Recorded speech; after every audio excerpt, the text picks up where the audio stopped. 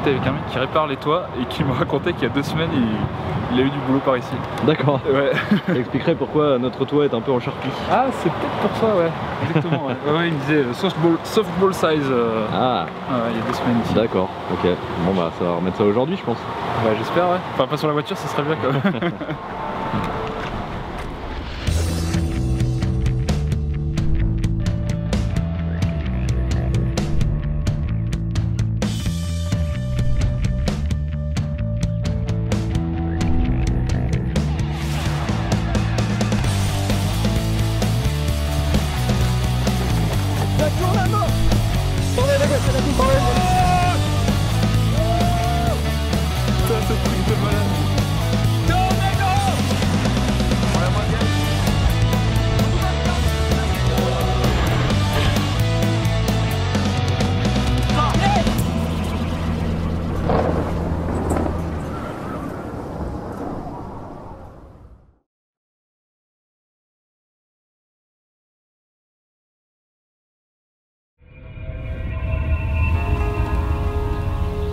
Là on a des cumulus qui commencent à s'agglutiner un petit peu à notre nord-est.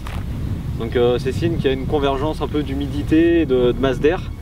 Donc on va se déplacer un petit peu dans cette direction parce que je pense que c'est là-bas que ça va prendre dans pas très longtemps d'ailleurs. Je pense que dans moins d'une heure ça va commencer à s'activer un peu.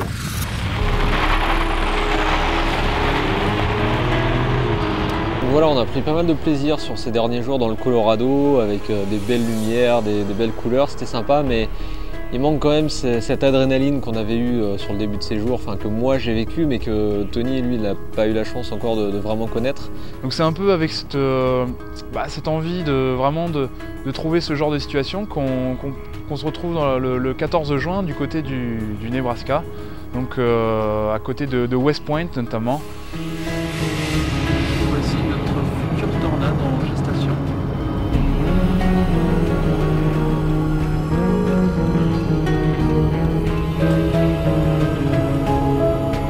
Ouais, je le sens pas mal cet endroit. En plus, on a l'air d'être vraiment sur une petite colline. On va trouver un petit point de vue sympa. Puis on va pouvoir surveiller les premiers cumulus. On va être là dès le début de la situation et ça, c'est cool. Ça.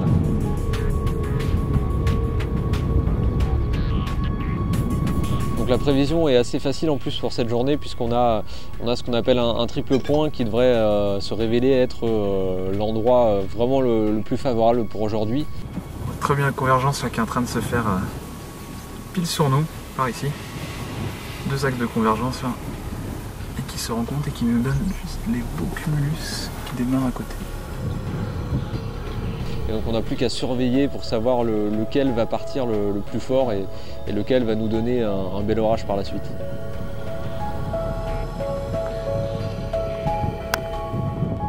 Ça tourne.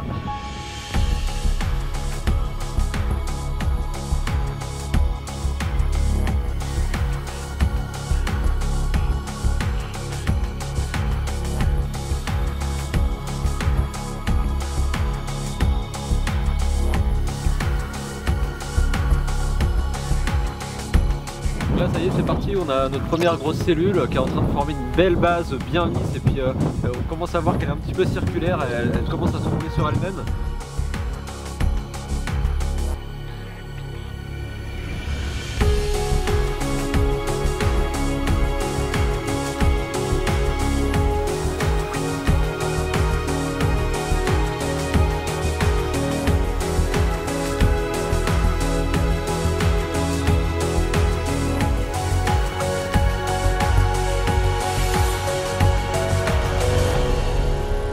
Bah là c'est l'idéal quoi, limite on peut sortir la chaise longue, se poser et puis admirer le spectacle.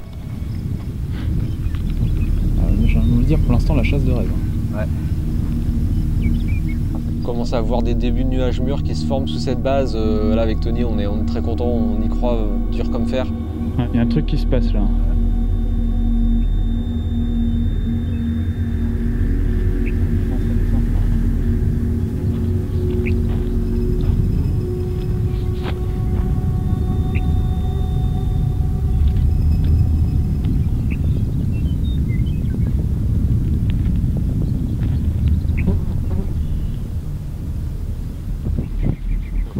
Très gros wall cloud derrière. Ouais, carrément. Dommage qu'il se soit caché par la pluie.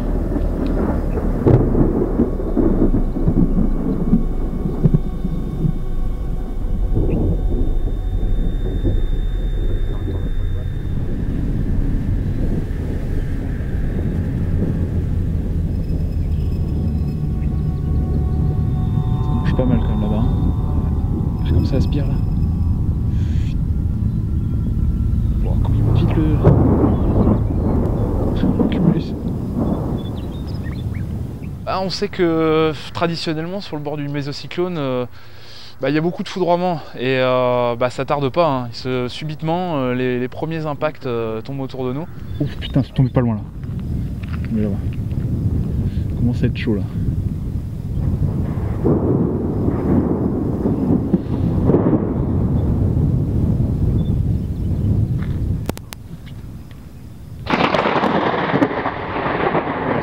C'est bon. Ok, ça devient chaud là, ça devient chaud. Wow. Oh putain, putain de Dieu. Comme ça s'est réactivé là d'un coup la foudre.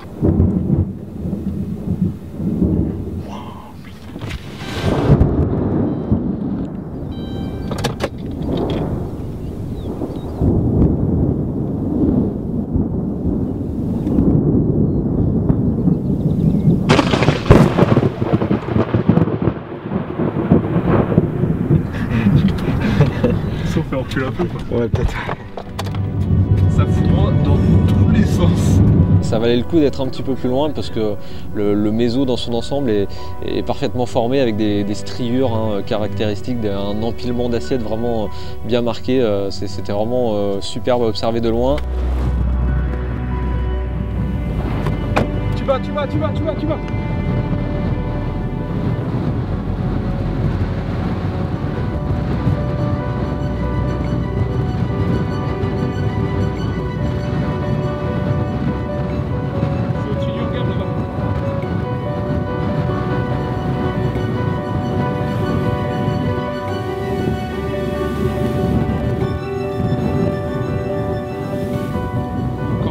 Là-bas.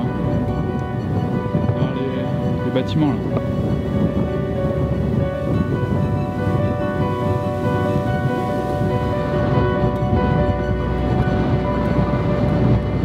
L'orage est toujours aussi violent en soi, mais malheureusement il y a d'autres cellules qui remontent par le sud-ouest et qui vont commencer un petit peu à perturber tout ça. Là ça sent pas bon, on sait très bien que ça va manger un peu le carburant de notre orage et donc peut-être un peu contraindre la formation d'une éventuelle tornade. Donc c'est un peu dommage, on sentait que tous les éléments étaient là, mais ça n'a pas pris encore une fois, il manquait un rien. La super cellule était vraiment magnifique, l'ambiance était superbe, c'était quand même une belle chasse. On l'a vu du début jusqu'à la fin, voilà. C'est ça qui était bon. On a parfaitement géré, on a fait ce qu'il y avait à faire, on n'a rien à regretter.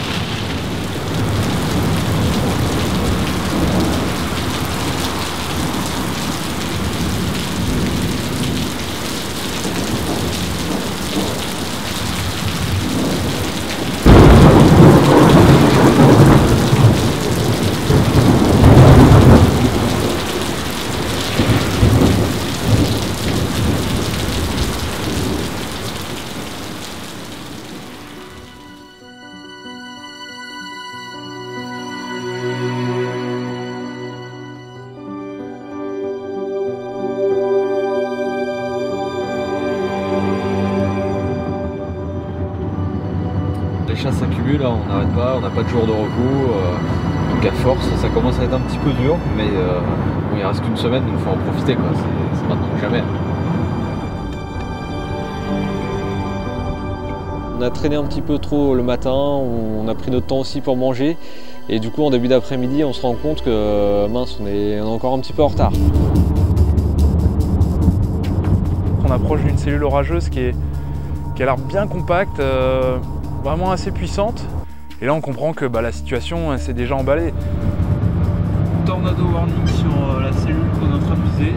On est à Yanis qui est juste là. Le problème c'est que déjà on n'a plus de connexion internet, on est dans une zone vraiment très paumée, et puis en plus au niveau visuel c'est pas toujours évident parce qu'on a des collines qui nous cachent un peu la base de l'orage. Et on se pose au milieu de la route et là c'est vraiment ce qu'on appelle un inflow, donc vraiment un flux rentrant dans l'orage très puissant, vraiment inattendu parce que la situation n'était pas prévue d'être forcément très dynamique. Et on peine presque à tenir le trépied de l'appareil photo tellement le vent souffle fort.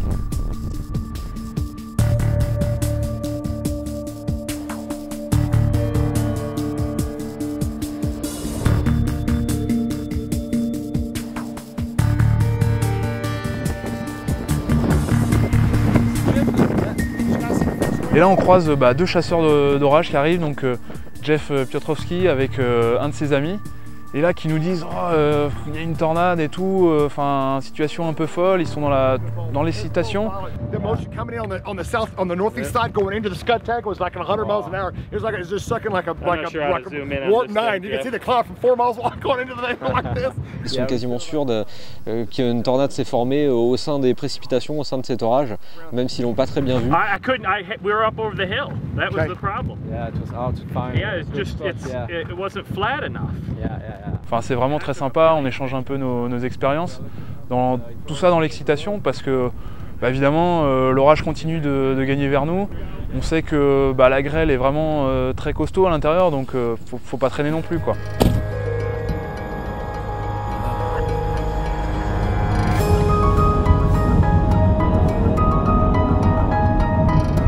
En fait, ce qu'on essaye de voir, c'est de redescendre un peu au sud pour voir si on arrive à repasser dans l'air chaud.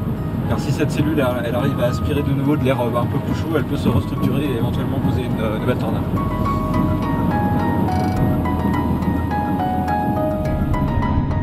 On va accompagner cet orage comme on peut sur les rares routes qui sillonnent cette région du Nebraska. Moi j'ai beaucoup aimé ce mélange à la fois de belles structures orageuses et puis de paysages vraiment extraordinaires, des sand-hills très sauvages. C'est souvent ce qu'on recherche un peu, à la fois cet isolement et puis cette rencontre avec l'orage au milieu de nulle part. C'est super.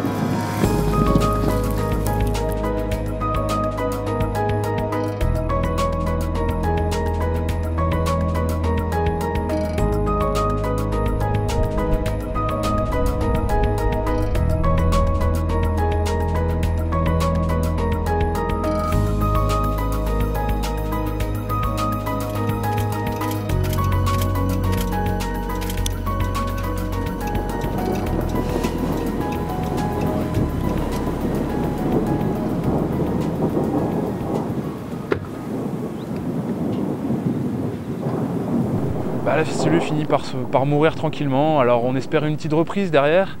On a de nouvelles cellules orageuses qui se forment, mais on est dans l'air froid, on sent même que, on a remis la veste, il fait bien moins chaud et humide que précédemment, donc on se dit que les conditions semblent moins réunies, et puis même Jeff nous l'avait dit, lui qui ne sentait plus trop la chasse, il pensait que la journée était terminée. Alors certes on a une nouvelle cellule orageuse qui est très jolie, mais oui, elle semble bien moins puissante que la précédente, et voilà, c'est clair qu'elle marque la fin de cette journée.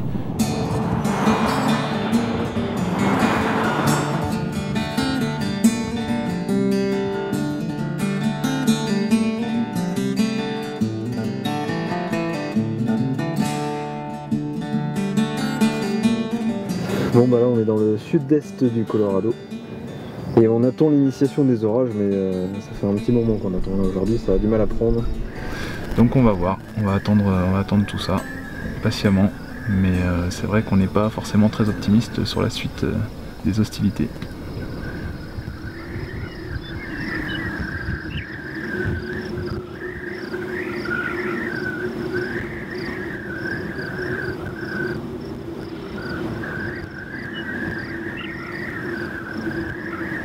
Moi, la frustration de mon côté, elle monte.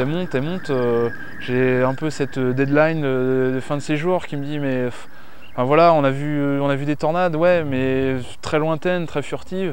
Je sens que voilà, il manque quelque chose quand même, quoi. Il manque quelque chose. C'est assez décevant et c'est assez inquiétant parce que voilà, les jours passent et il ne reste plus beaucoup de temps pour observer quelque chose d'intense.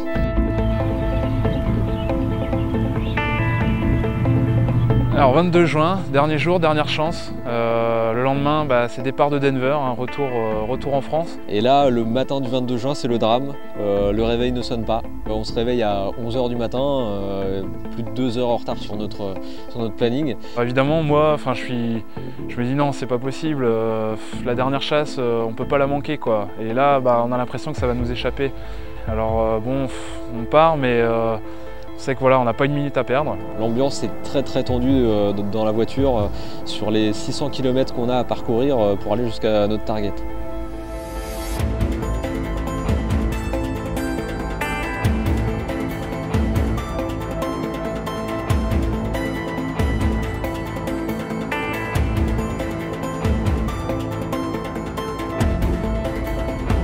Les orages sont déjà nés sur le relief et ils sont même déjà assez forts. Il y a même un signe de rotation déjà sur le radar assez fort. Alors il peut déjà y avoir une tornade, c'est un petit peu caché par la pluie.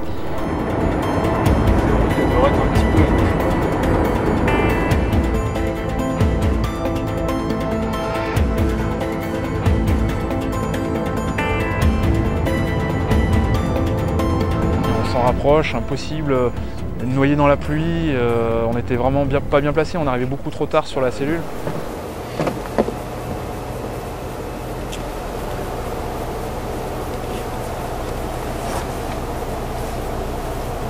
Ouais, je pense qu'elle s'est dissipée. Ouais, je pense que c'est plus grand chose. Bon, il faut qu'on se reconcentre sur une autre cellule qui est plus au sud, hein, pas se laisser abattre par ce premier semi-échec.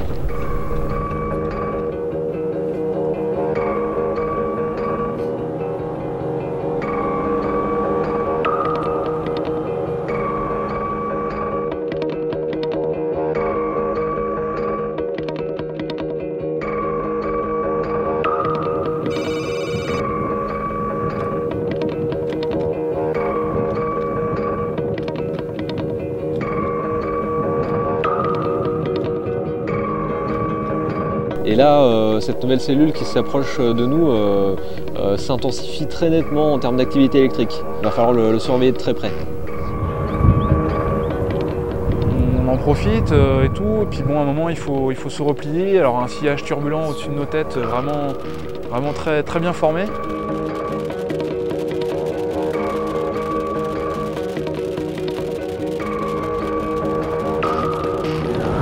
On est là où il faut être. Et là on prend une sortie du côté de Dix, on se positionne à côté d'un pont, un peu en contrebas. Et puis on en oublie presque ce qui se passe autour de nous, parce qu'on est un peu omnubilé par ces éclairs qui tombent sans discontinuer devant nos yeux.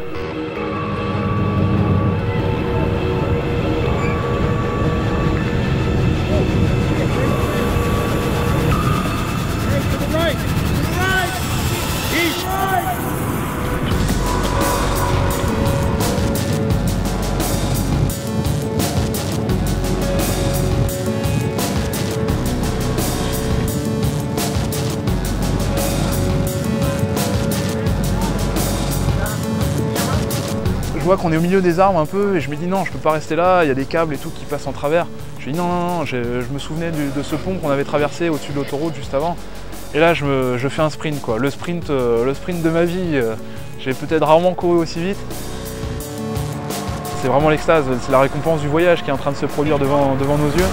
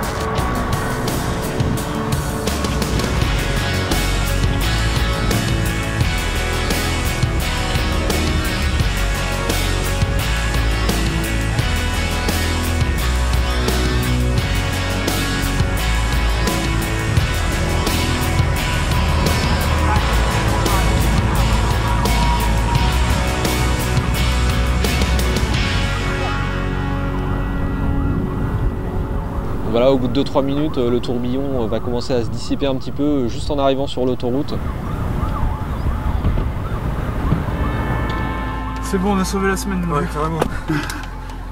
Là, c'est vraiment la délivrance, le soulagement de terminer ce voyage par une très belle tornade, très différente en plus de celle que j'avais pu observer moi par le passé. Donc on y trouve tous les deux notre compte et c'est vraiment un très bon moment qu'on partage à ce moment-là. Bon, ça, ce sera la tornade de 10. C'est ça. C'est pas la 10e, c'est la 9e. Mais... Bah si, c'est la 10e. Ah oui, remarque, oui, c'est la 10e. C'est la 10e. 10e tornade à 10. C'est bon. Alors certes, j'ai pas eu autant de tornades que mes amis, mais j'ai vraiment vécu des orages superbes. Et puis ce petit point d'honneur à la fin, d'avoir cette tornade du dernier jour à Dix, c'était vraiment c'était le cadeau du ciel, quoi. Je me dis que voilà, quelque part ça finit par payer et puis c'était une belle récompense, quoi.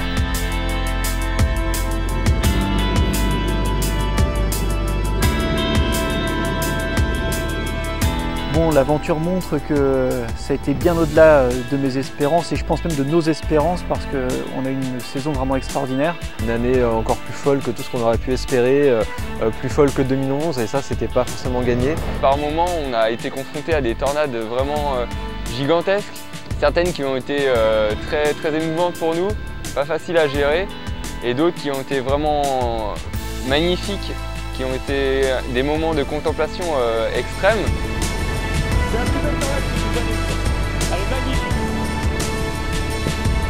Et c'est ces instants-là en tout cas qu'on recherche au maximum au cours de nos aventures et qui sont pas si faciles que ça à dénicher. Donc là on est très content d'avoir pu les vivre cette année. Oh, ça tourne! Ça tourne! On va avoir une tornade! Oh là là! Ça descend! Tornade en formation! Tornade en formation les gars! Très grosse tornade. C'est vraiment une épopée où on a besoin d'être à fond pendant un mois, nuit et jour, et penser qu'aux orages. Et c'est la chose qui m'a aussi un petit peu surprise. On n'a vraiment pas eu le moment de souffler et du coup c'est ça qui m'a étonné, c'est que là-bas c'est 100% ou rien du tout. Julien qui était pour la première fois dans la Tornado Alley n'a pas stressé face à ces monstres. Franchement bravo à lui parce que même moi sur ma première année je pense que j'aurais eu quelques grosses appréhensions. Il faut accepter aussi ce danger hein, quand on fait cette activité, voilà, il y a des risques, nous on est prêts à les prendre. Enfin, l'orage ça fait partie de nous, donc quoi qu'il arrive on va sur les routes en France aussi. Mais là, évidemment, les grandes plaines, ça reste très différent. Très joli là, il y a une frontière, il doit y avoir une tornade. Regarde la vélocité, on va se mettre juste devant. Certainement que dans 2 ans, on sera de nouveau là-bas et on essaiera de faire encore quelque chose d'aussi bien, d'aussi agité peut-être. Et en tout cas, de toujours prendre du plaisir à faire ce qu'on fait. Allez, vous avez le droit sur la tornade. Allez, Chris. Tornade, ça va. Allez, juste au-dessus là. Bougez. Tornade orale. On se fait mitrailler. Oh putain, le coup de la tête. Au cap.